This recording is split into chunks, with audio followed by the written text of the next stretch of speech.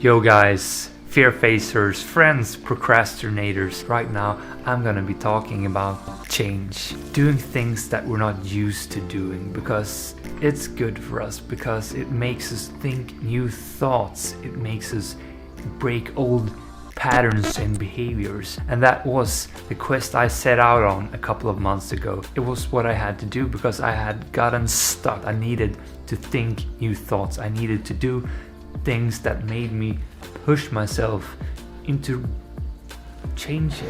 Cheers, brother and sister. Come by. Because it was all a repetition. And that's not living life. That's not freedom. That's being chained to your old self. And change is so closely related to fear, because changing something means moving from a state of comfort into a state of uncomfortableness. Was it comfortable? Very nice. Fear and change, they are closely intervened. That's why we need to learn how to master our fears, learn how to control our emotions, learn how to go after the things we want, even though there are so much fear in our ways. But so this whole change quest started a couple of months ago when I started researching Dr. JOE Dispenza's take on change, the importance of changing your external environment with your internal environment, and how you need to do that in order to break your old thoughts. Your thoughts are the vocabulary of your brain, your feelings are the vocabulary of your body. How you think and feel creates your state of being. So most people start their day, every single day, reaffirming their entire state of being in the familiar past. Right. Then they rush to the predictable future, right? And so I threw myself into this change quest with full-on commitment. I was gonna change it all as much as I could. And I did. I changed my accommodation, my work assignment, eating habits, stored my favorite clothes, told my boss I was gonna take some time off, which I haven't done yet. Changed as much as I possibly could. I started doing daily affirmations 4 times a day, and it was great. It is great. And I got momentum.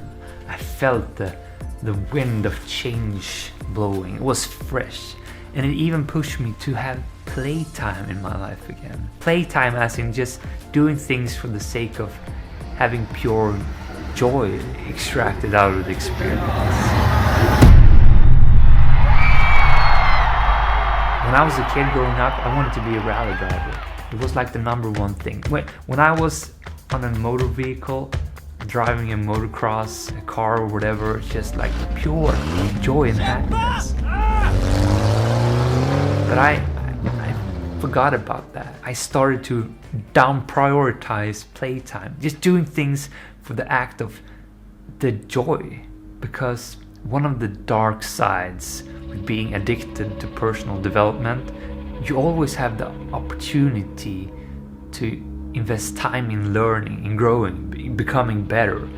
That means like all my free time, I have the choice to make whether I should invest that time in growing myself in like specific areas. And free time all of a sudden is not so free anymore, because it kind of builds up to being this must. If I can do it, I kind of have to do it because I'm on this quest to become my best self. I can't waste time. I can't have joy time that doesn't like add benefit. And when you start to think like that, it's hard to take the time to just do things for the sake of having fun, playtime, letting your inner child out. Facing some fears. But now, when this change wind was blowing, I started flirting with that again. I took time to do things. So we're driving go-kart with my company right now. So much fun. To go on dating events. So based on my values, we were matched in different values, and then we rotated like 4 times 10 minutes of talking with this person that we were matched with. Buying a motorcycle and just going out there joyriding, prioritizing fun time. I have awoken my inner child again. Experience the present in a way that only can be experienced when you do the things that really triggers your joy, sparkles, dopamine, endorphin kicks. Life. Fucking life.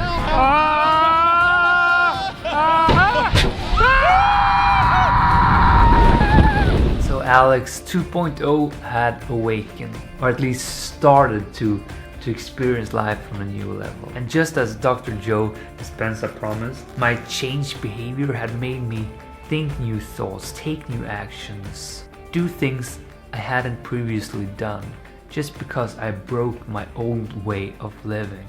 It worked. It worked. So all jolly good, huh? Life. I know how it's supposed to be lived now. Right? Well, it isn't that easy. You see, just as with love, when it's new, when you have that romance, it's great. But the romance phase, it will disappear. It will fade away because new things only stay new for so long. Now sure, you can change girlfriend all the time, but then it's surface level experiences. You'll never reach those deep connecting moments, deep skill development. You need to make the romance turn into love, sustainable, but still have a twist of change within. But that's hard. How do you do that? And all my new things, my new job, it has started to become familiar again. My new habits, they have started to shape into new habits. What once was new and fresh has once again started to settle and become a bit more repetitive. Don't get me wrong, I love habits. Habits and routines, the right ones, they are enablers. They are what will make us do things in the long run that will benefit us. Getting up 5 o'clock in the morning on Saturday, sitting here writing a script, a daily workout routine which has built my physique and health over so many years now. It's 5 o'clock in the morning and it's my morning jog on my way to work. I have habits to thank for that, but we have to be aware. We have to be deliberate in what habits we choose and pick in order to design the life that best support us towards where we want to go. It's Tuesday evening, it's 18:30 and I'm dead tired. Usually I go to bed in an hour. This is out of my comfort zone, out of my routines. It's exactly what I need. You may call it innocent, but you only lost the night. Present all your prayers, may they comfort you. So this high roll I was on, it has started to wear off. How do I combat that? Now I'm where I was before, but sure, I have a change mindset. I try to change things as much as possible, but how do I find the balance? Now I was lost again. I was lost. I'm lost. It all made so much sense, but now I was back in a job that it's super fun. It's super fun, but when I ask myself the question, What do you want, Alex? that thing that I'm currently doing as an engineer, that's not the answer that pops up. At least not right now. Maybe you have bigger dreams, visions for yourself than what you are currently doing. And even though you enjoy it, maybe you don't, but even though I enjoy it right now, it just doesn't feel right. It doesn't feel right. When there's something within your gut telling you that you have to do something else, you owe it to yourself to find some kind of closure in that feeling. Either you evaluate whether it's just old thoughts and ideas that are still haunting you. Maybe you have changed as a person. Maybe your old vision isn't true anymore. Or you owe it to yourself to pursue that, to try it out, to find out if it is something that you have to do. All I'm saying is that if we have a calling, if we have something within telling us that we need to do something, we owe it to ourselves to pursue that path, to evaluate if it is the path we are meant to go. Otherwise, it will eat us up. And this insight, this realization, I can't only attribute to the whole change behavior, it also has to do with my affirmation routine 4 times a day. Because when you tell yourself, I'm so great, I can do whatever. things like that, when you're that convinced of something and you're not actually doing it, it's a mismatch. It hurts. It reminds you that, Okay, Alex, you're telling yourself you're this person, but you're doing this, and it doesn't add up. and when you see that, when you hear that, it's a crime of integrity. It's devastating for your self-esteem, and it's just too much up in your face. And so these affirmations has really forced me to be aware of me not doing what I'm supposed to do. You know, people say, oh, well, you shouldn't focus on the negative. Well, really? That's 95% of who you are. And you got to begin to dismantle or denature that old personality. And that means you're going to have to come up against the cravings that the body has emotionally. You know, like it's 8 o'clock in the morning and you're doing your meditation, you're normally in traffic. And you want to get angry, and your body's going, hey, you're off schedule. So let me just find something that's mapped in the brain that I'll bring up a past experience why you can feel a little anger. Well, now once you become aware of that, you're working to become conscious of that and not go unconscious again. And it takes an incredible amount of awareness. Yes. It takes a great amount of consciousness, and you can't have consciousness without energy. So you got to raise your energy in order to get to it. Otherwise, you're going to be consumed. You're going to return back, right? So if you start becoming familiar, so conscious of those unconscious thoughts, they would never slip by your mind unchecked by you. Yes, I did change a whole lot of things, small things, big things, but big things on a surface level. Surface level things that still made me go in the same direction. I'm still stuck in my comfortable self. My subconscious self is a lazy fuck who likes to sit here and eat. And I try to get out of that route, but in the end I still get back her. I need to make a bigger change happen. I need to dare to put myself in so much discomfort. I need to throw myself out on an adventure, a real adventure.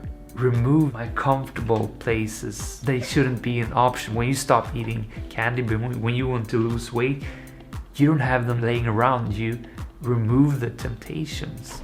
I want to go out in the world, and I want to truly pursue a personal development quest, get to know myself for real, get to know you guys, face some real fears, experience life, cross off all the things on my bucket list. I have so much things I want to experience.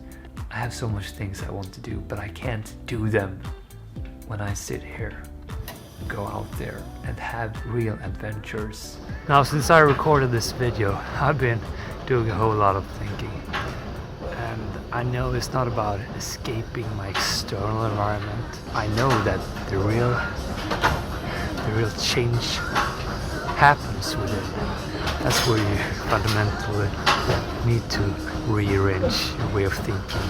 That leads to your way of acting. Because most people will wait for their wealth to feel abundance. They'll wait for their success to feel empowered. They'll wait for their new relationship to feel loved. The absence of getting those things causes people to live in lack their entire life. That's right. And so they're waiting for something outside of them to change how they feel inside of them. And if they're not creating a new life, then they're not applying the proper principles, then they keep all their manifestations, all their dreams at arm's length. Well, think about this. If you get up feeling gratitude, if you get up feeling empowered, if you get up feeling whole, if you get up feeling unlimited, why would you worry about whether it was going to come or not? You would feel like it already happened. So what was the point of this video, Alex? Well, I guess the conclusion is that change is necessary, change is vital. Change has made me do things, experience things. It has made me think new thoughts, which has led me to a point where I'm now about to throw myself into a new epic quest, a quest that more aligns with what I truly want to do, being true to myself. It has grown my self-esteem, it has increased my ability to feel free, to be who I want to be. But it's only the beginning. But the beginning is the beginning. We have to begin to begin. I still have some obligations to finish up here, and I'm still not clear on how this plan is going to work out like, but I know I need to go out and see the world and to think about what I really want to do, and I am going to take this opportunity to develop my skills while doing so. I look forward to this time ahead. It's going to be great, and I look forward to have you alongside with me. Are you settled with life, or are you throwing yourself into some big quest? Is change part of your life, or is it just something that happens at random? Thank you for watching, thank you for being you, and as always, see you in the next one. Smile away, bye-bye. We're wired Right. to create. This Okay. isn't something that you have to try to do. Right. You just have to get beyond the memory of your past Right. and all the associations to create a new future. Now, theoretically, that sounds really easily, but everybody's done it at least once That's in their right. life. What That's right. happened? You get a wild idea. Yep. You get a crazy idea, and you think, what would it be like to be happy? What would it be like to be in love? What would it be like to be rich? Whatever it is. Yes. And you all of a sudden you ask that question, and you turn on the creative center in your brain. That's right. It turns on. Yes. And then now the frontal lobe is the boss. It's the CEO. It's the symphony leader. And the frontal lobe, as an executive, has connections to all other parts of the brain. Now, when you ask that question, it's got to answer it. So it's got to look out over the landscape and see, what kind of raw materials do I have? Well, you only have a few things: knowledge you've learned and experiences you've had. So it begins to call up different networks of neurons, and it begins to seamlessly piece them together, and you get a vision in your mind. That's called intent. And if you're passionate, you start to feel the feelings of when it happens. Now, you're giving your body that energetic boost. Now, everybody's done this. The moment you've said that, no one can talk you out of it. No person, That's right. no thing, no experience. You're possessed by it. So then what happens next? You start writing down Yeah. all the choices you need to make. Okay. All the things you got to do. Okay. All the goals and experiences you want in your future. And every time you write one of those goals or experiences down, you start to feel more of those emotions. And now you're basically assembling more of your future. Now, the astute person does something really amazing. They start learning more information. You want to be wealthy? Study wealthy people. You want to be healthy? Study healthy people. As you begin to gain more knowledge, you're adding more stitches into the three-dimensional tapestry, and you got more raw materials to dream in new ways. Now, here's the part that is the most important. Take out a piece of paper and say, what thoughts do I have to stop thinking? You know, I can't, I'll start tomorrow, I'm too hard, I don't feel like it, I have a headache, I got to go to sleep, I'm tired. List those thoughts and become so conscious of those thoughts that you would never let one of those thoughts slip by your awareness unchecked by you.